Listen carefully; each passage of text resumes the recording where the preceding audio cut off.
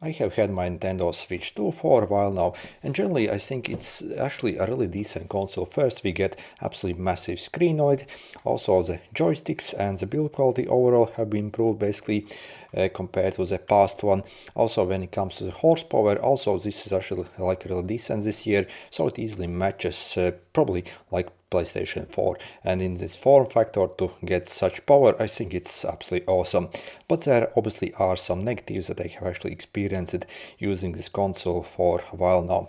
So in this video I will simply cover all the negatives and problems basically most people would probably want to know before they actually purchase this console. First, when it comes to battery life, I think Nintendo claims you can get up to like 5 or 6 hours of battery life on a single charge, but really honestly I have no idea how you could even achieve that on this console, because when I play some random game basically on it, I can maybe only get a bit over 2 hours. So again, if the game is even like heavier, so even more demanding, then again I think you can only get like 2 hours, and I'm not even kidding. So the battery life is nowhere as it claims to be. So I guess if you own this console, you will also probably want to invest in a fairly beefy power bank if you want to use it on the go. Also, when it comes to the charging, I also find it a bit frustrating, because I find when you actually put it on charge and leave it even for several hours to charge, it actually like rarely ever like fully charges up. So I find it's absolutely weird. For example, the last 30%, maybe from 70 to 100%, takes absolute ages to charge. And also if I go basically in the system settings and check if I have like any charge protection enabled, so I do not have this stuff enabled, and still for basically the last percentage it takes absolute ages to charge. So I have no idea why it's like this. Also, you see basically the charging speed when you actually charge it through the ports directly is like 18 watts essentially, but check this essentially. If I want to charge it from my dock, it actually takes way longer to charge than from the like plug directly essentially. So I see if I plug it in and check my power draw, it's only like 7 to up to maybe 8 watts. So again, literally like over 2 times slower if I actually charge it through the dock. So why they have such stupid limit, I really have no idea. So again, if you want the best charging speeds, you will have to charge through over here. But still, if you want to fully charge it to 100%, it will take like literally half a day essentially, maybe even more. So no idea why they have such stupid limit in this console. Next, when it comes to display, even though we get really large 7.9 inch display on this bad boy with 120 Hz, in real life, if you compare to maybe the Switch with OLED, then definitely the colors and basically how it looks, yeah, it's obviously not as good. So again, this is a simple LCD display. If you simply compare the Switch 2 versus original Switch, then obviously the display is much better, so there's no question, obviously it's better. But still, again, at this price this console costs, they really should have included the better OLED display. Also, the brightness is only 450 nits on it, I think. So again, why they're skimping on the panel basically at this kind of price this console costs, really I can't really understand. Maybe again in few years maybe they want to release a refresh, and maybe they simply do not like include the OLED for that purpose, so who knows why. Then also when it comes to the price, I think it's absolutely overpriced, like absolutely crazy.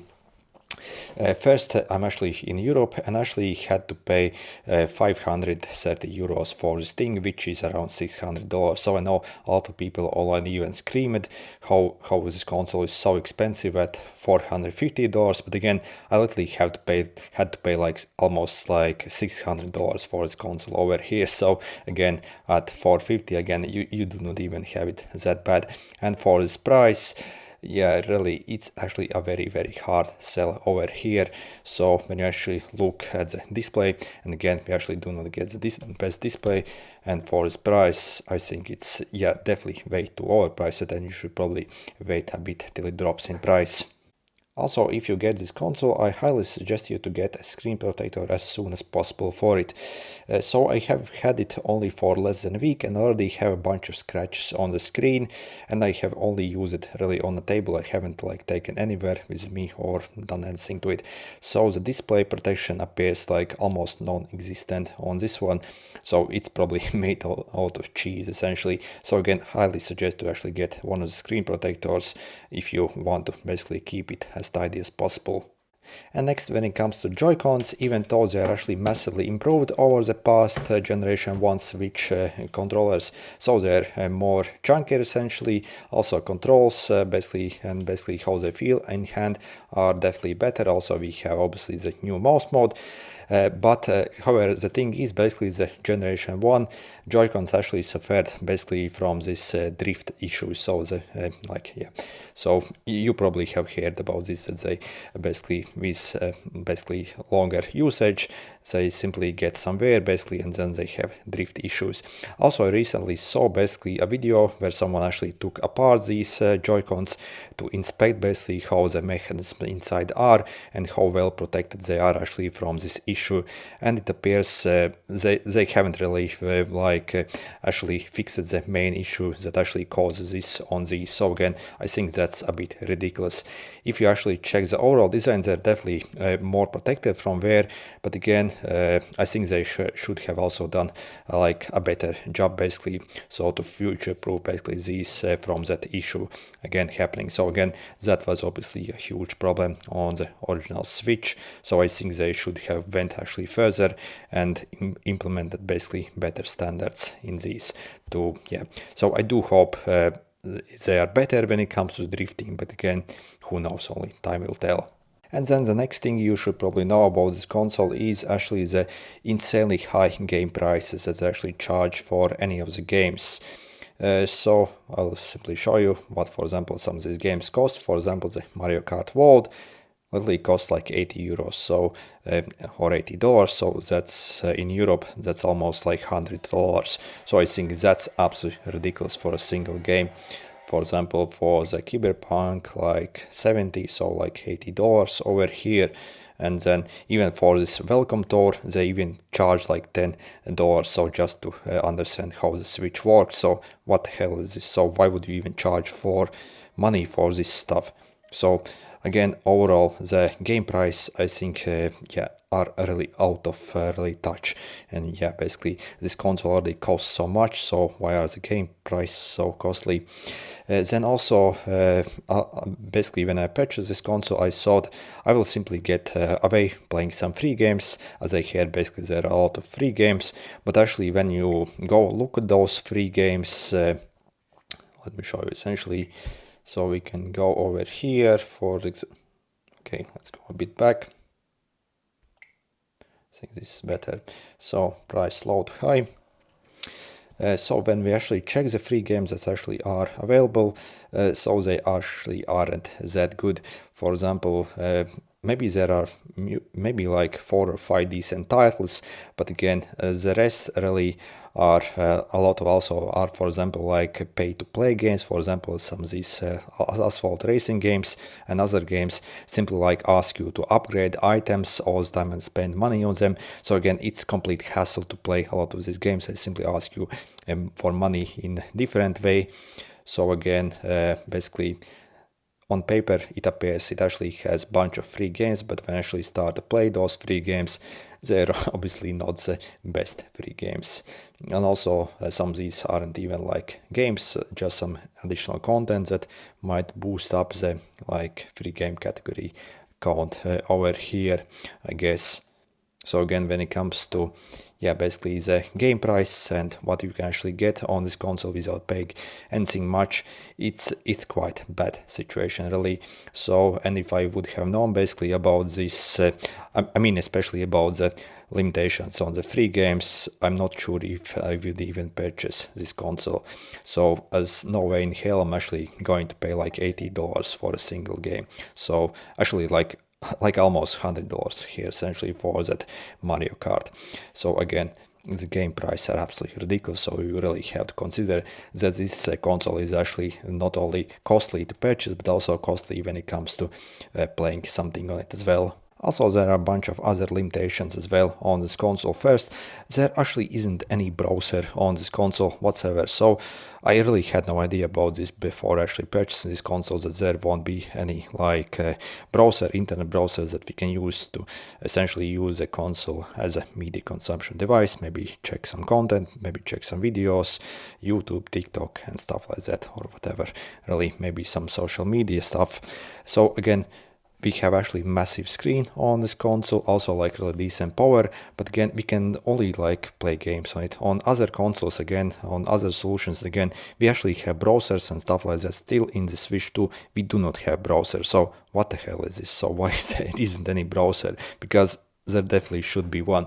Then also obviously there isn't any Netflix or any way how to watch any movies on this. So again, this solely is only for gaming. So again, it's not very multi-purpose tool. So unlike other basically consoles, I would say.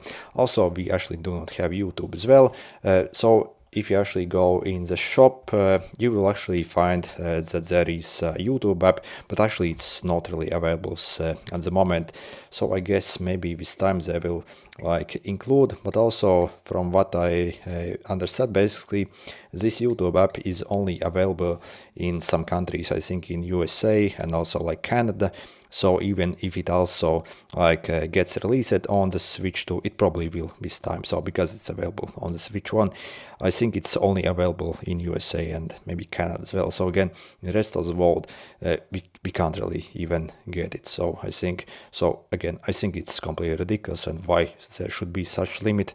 So really completely blows my mind. And finally, when it comes to network and download speeds, I also find the Switch very frustrating to use. As you see, I actually have like really decent download and upload speeds, so literally like almost 700 down. But when I actually run a test through the Switch, it says only I can use like 30 megabits down and 10 up, so literally like 20 times slower download speeds. Also, for example, if you simply download some games and also like use a shop, again, it feels like very sluggish essentially and slow, basically the internet access. So again, why it's like this, I have no idea.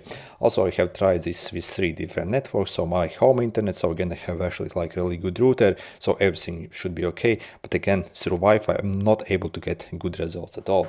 So I guess if you maybe need to get like good download speeds for larger games, then you probably will want to use it through the dock and plug in the LAN, I guess. So I do hope that would solve this issue. But again, for Wi-Fi, at least for my unit, I find it like dreadfully slow. And overall, is the Switch 2 actually worth it, and should you get this console? Well, yep, just like I said in the beginning, I still think the Switch 2 is absolutely amazing console. So again, we get actually like really decent performance on this console. So not only the horsepower is good, also very good speakers, very good microphone over here, the controllers are nice, and generally the build quality, I think it's really top notch and it feels mega premium. So absolutely love the build quality. So again, yeah, basically if you want one of the best and basically nice feeling consoles in hand, I think this really has to be like probably the best out there. So again, in this video we simply covered basically some issues and some problems, but again, these maybe amount for maybe like 1 or 2% of overall all things on this console, and generally I think this actually like really decent console. And yep, so I do suggest you simply wait maybe till it drops in price. Essentially at the current price, I do think it's a bit overpriced, but once it comes down in price, really I think this should be like absolutely no-brainer. So also again, if you are aware of the game situations that they cost so much, or maybe you already have purchased some games and you have some old games from your old Switch, then definitely you won't really have as much problems. But again, I still think the game prices are really out of control. So really, it is what it is. Still, yep, I still think this is actually like a really decent console over here. Anyway, good luck.